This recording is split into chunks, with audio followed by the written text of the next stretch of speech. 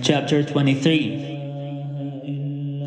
Then the assembly rose as a body and brought Jesus before Pilate.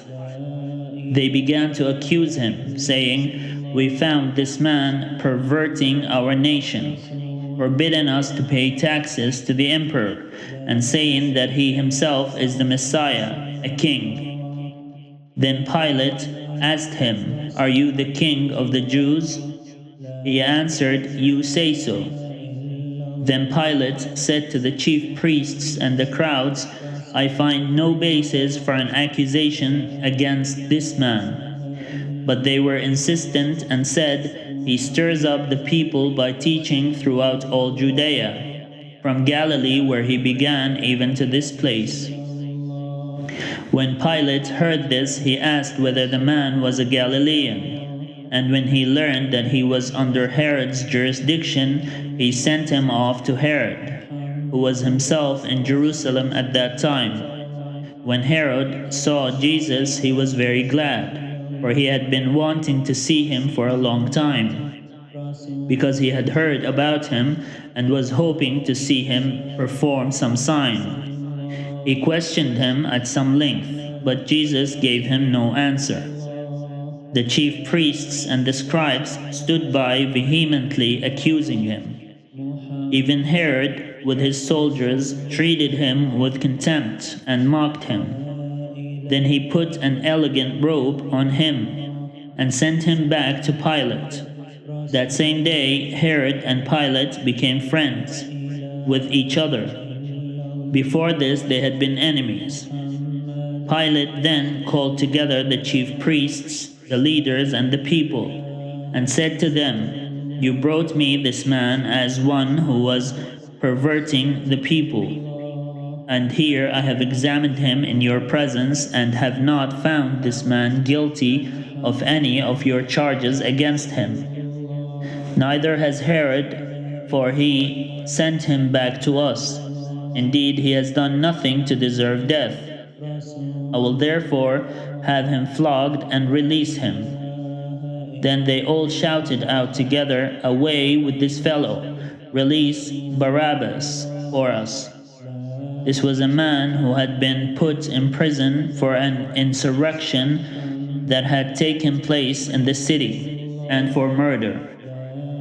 Pilate, wanting to release Jesus, addressed them again, but they kept shouting, "Crucify, crucify him."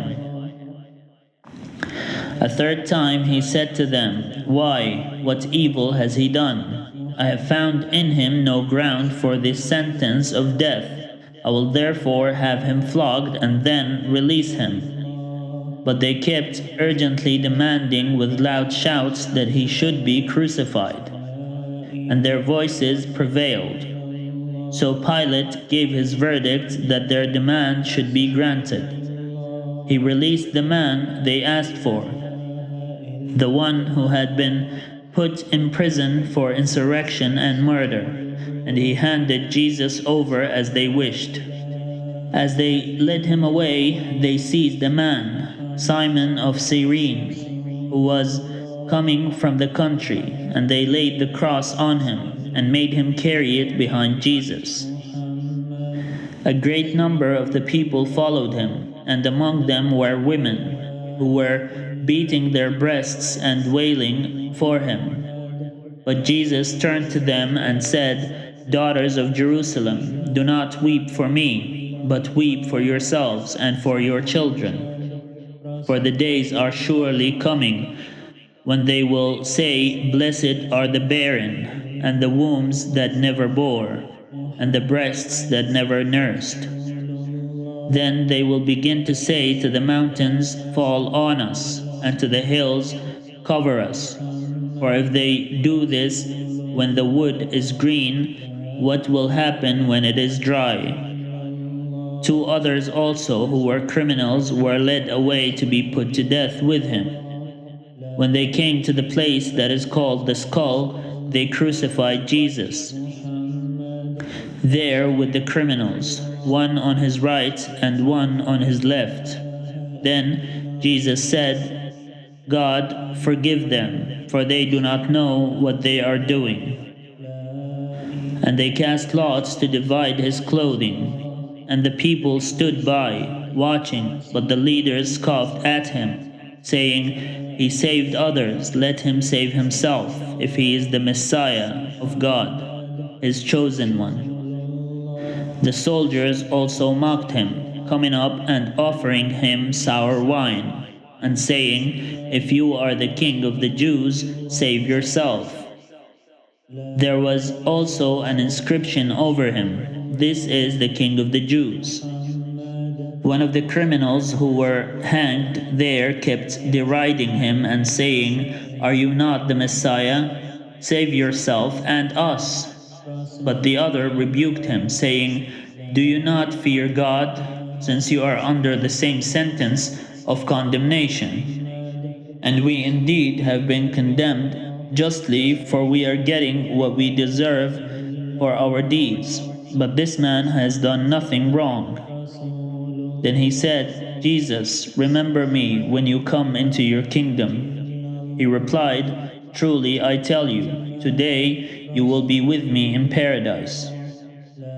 It was now about noon, and darkness came over the whole land until 3 in the afternoon, while the sun's light failed and the curtain of the temple was torn in two. Then Jesus, crying with a loud voice, said, "God, into your hands I commend my spirit." Having said this, he breathed his last.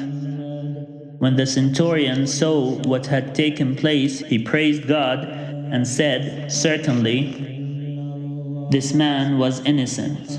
And when all the crowds who had gathered there for this spectacle saw what had taken place, they returned home, beating their breasts. But all his acquaintances, including the women who had followed him from Galilee, stood at a distance, watching these things. Now there was a good and righteous man named Joseph, who, though a member of the council, had not agreed to their plan and action. He came from the Jewish town of Arimathea, and he was waiting expectantly for the kingdom of God. This man went to Pilate and asked for the body of Jesus. Then he took it down, wrapped it in linen cloth, and laid it in a rock-hewn tomb, where no one had ever been laid. It was the day of preparation, and the Sabbath was beginning. The women who had come with him from Galilee followed, and they saw the tomb and how his body was laid. Then they returned and prepared spices and ointments. On the Sabbath day they rested according to the commandment.